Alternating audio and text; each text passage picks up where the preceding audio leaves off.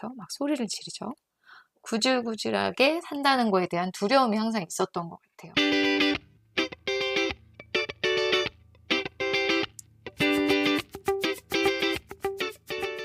안녕하세요. 파이어에 도전하는 워킹맘 파워맘입니다. 오늘은 우리는 왜 파이어족이 되길 두려워할까? 요 얘기 한번 해보겠습니다. 본론으로 들어가기 전에 파워맘 채널 구독과 좋아요 눌러주시면 파워맘의 더 많은 영상을 보실 수 있습니다.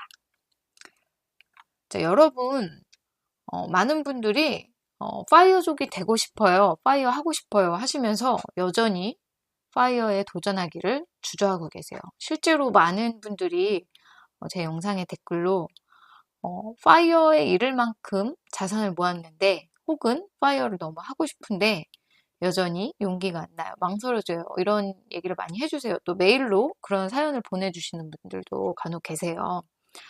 그래서 제가 한번 생각해 봤어요. 왜 여러분들이 파이어에 대해서 두려움을 느끼실까 생각을 해봤는데 몇 가지가 있겠더라고요. 자, 첫 번째는 준비 기간에 극단적 저축에 대한 두려움이 좀 있으신 것 같아요. 사실 이제 파이어가 처음 시작된 미국에서는 실제로 아주 극단적 저축을 파이어족에게 많이 권장을 했죠. 거의 뭐 80에서 90% 저축을 해라. 이런 얘기가 많았었어요. 그래서 많은 파이어족들이 뭐 I'm on fire 이렇게 써있는 티를 입고 막 걸어 다니거나 아니면 I'm on fire 써있는 머그잔 이런 걸 들고 다니면서 절대 스타벅스도 가지 않고 돈을 안 쓰고 이렇게 살아가는 그런 극단적인 절약하는 모습을 많이 부각시켰단 말이에요. 그러다 보니까 많은 분들이 어떻게 그렇게 살 수 있을까? 이런 생각을 많이 하시죠. 그리고 또 그걸 상당히 두려워하세요. 그리고 사실 이렇게 구질구질하게 살기 싫다 이런 생각이 있잖아요. 저도 결혼 전에는 이제 돈을 좀 많이 쓰는 편이었고 신혼 초에도 이 절약에 대한 것 때문에 남편이랑 갈등을 좀 많이 겪었는데 그때 제가 항상 했던 얘기가 바로 이거예요. 구질구질하게 살기 싫다고 이러면서 이걸 이렇게 평소체로 얘기하지 않죠. 막 소리를 지르죠. 구질구질하게 산다는 거에 대한 두려움이 항상 있었던 것 같아요. 근데 우리가 실제로 3년 동안 구질구질하게 살면 그 후에 30년을 편하게 보낼 수 있거든요. 이거는 비단 파이어뿐만이 아니라 많은 재테크, 짠테크 하시는 분들은 재테크는 처음에 당연히 씨드를 모아야 되잖아요. 그때 씨드를 모으기 위해서 3, 4년간의 그 극도의 절약에 시간이 필요하다 이렇게 많이들 강조를 하세요. 그리고 실제로 그런 시간을 지났을 때 그리고 또 그렇게 모은 씨드로 잘 투자를 했을 때 향후 30년 이상 편하게 지낼 수 있는 자산을 축적을 할 수 있는 게 대부분의 그런 재테크에 성공하신 분들의 사례입니다. 그런데 이게 너무 어려운 거 아니냐 이렇게 생각하시는 분들도 계시지만 실제 우리가 3, 4년 정도 정말 절약하면서 투자를 열심히 하면 대부분의 분들이 그걸 유지하신 분들은 대부분의 분들이 재테크를 성공하시거든요. 그렇기 때문에 우리가 구질구질하게 사는 거에 대해서 극도의 절약에 대해서 너무 두려워하기보다는 앞으로의 30년, 40년, 50년을 행복하게 살기 위해서 편안하게 살기 위해서 3, 4년 정도 고생할 수 있다. 이렇게 접근하시면 사실은 극도의 절약에 대해서도 우리가 두려움을 없앨 수 있지 않을까 생각됩니다. 자, 그리고 은퇴 후 하락장이 닥쳐올 것에 대한 두려움이 또 있죠. 많은 분들이 파이어를 못 하시는 거에 이유를 꼽고 계시는 게 은퇴 후 하락장입니다. 그런데 하락장이라는 거는 부동산이나 주식에서 하락장은 반드시 와요. 이건 여러분이 은퇴를 하시던 안 하시던 무조건 올 수밖에 없습니다. 시장은 상승이 있고 하락이 있고 부침이 있고 사이클이 있는 게 바로 시장이거든요.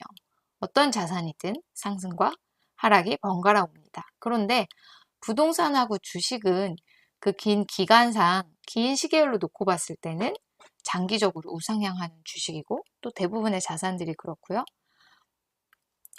그리고 하락장을 우리가 조금 더 현명하게 준비해서 대응한다면 상승장 못지않게 또 우리가 실적을 낼 수 있기 때문에 반드시 준비를 하시면 대응할 수 있습니다. 이거는 제가 파이어족 두려움을 타파하자 시리즈를 한 3개 정도 만들었었는데요. 그 시리즈 영상 참조하시면 많이 도움이 되실 것 같습니다. 그리고 마지막으로 3번째 두려움은 바로 백수가 된 나를 주변에서 손가락질하지 않을까 하는 두려움입니다. 사실 이거는 실제로 많은 분들이 언급을 하진 않으세요. 저한테 파이어에 관해서 얘기하시거나 상담하시는 분들 중에서 누가 손가락질하지 않을까 하는 얘기를 하시는 분들은 없는데 실제 파이어족 사례의 그런 기사나 그런 영상들에 보면 정말 안 좋은 댓글이 많이 달리죠. 사실 그리고 말씀은 안 하시지만 그런 두려움을 많은 분들이 갖고 계세요. 그래서 이것도 우리가 파이어에 도전하기 어려운 그런 두려움의 요소 중 하나일 수 있는데요. 자, 여러분, 걱정하는 일의 90%는 일어나지 않습니다. 이거는 예전부터 이런 얘기가 많이 있었죠. 데일 카네기도 걱정하는 일의 대부분은 일어나지 않는다. 걱정할 시간에 해결할 방안을 생각하거나 긍정적으로 생각하게 이런 얘기였고 실제 이 걱정하는 일의 90%는 일어나지 않는다라는 책도 있어요. 이런 제목의 책도. 그렇기 때문에 우리가 너무 쓸데없이 많은 걱정을 하는 경향이 있잖아요. 그렇기 때문에 이렇게 걱정하실 필요가 별로 없어요. 그리고 몇 년 전에 되게 인기 있었던 책이 있잖아요. 미움받을 용기라는 이 아들러 철학을 일본의 철학자인 분이 이제 잘 각색해서 쉽게 읽을 수 있게 펴낸 책이 있었는데 이 책의 주요 내용이 그거였죠. 타인의 시선에서 벗어나야지 진정한 자유와 행복을 얻을 수 있다. 이런 내용이었잖아요. 실제로 우리가 남들 시선 생각하면 그게 나한테 도움이 되는 경우가 그렇게 많진 않거든요. 타인에게서 신선한 자극을 받거나 그런다면 몰라도 선의 경쟁을 하거나 이런 게 아닌 이상은 누가 나에 대해서 뭐라고 하든지 왈가왈부하는 거 신경 쓸 필요가 없죠. 나의 행복을 추구하는 게 가장 현명한 일입니다. 여러분, 우리가 파이어를 통해 얻고 싶은 건 행복이죠. 나와 가족의 행복을 위해서 우리가 파이어를 택하려고 하는 겁니다. 그렇기 때문에 파이어를 하려고 마음먹을 때 갖게 되는 몇 가지 두려움들은 우리가 조금만 생각해 보시면 그렇게 두렵지 않은 일이고 또 그렇게 실체가 대단하지 않은 것들일 확률이 높아요. 저는 뭔가 걱정이 되거나 뭔가 좀 무섭다는 생각이 들거나 그럴 때는 그 무서움, 걱정, 두려움의 대상에 대해서 좀 하나하나 분석을 해보는데요. 그러면 사실은 그렇게 무섭거나 걱정되거나 두려운 일이 아닌 경우가 많습니다.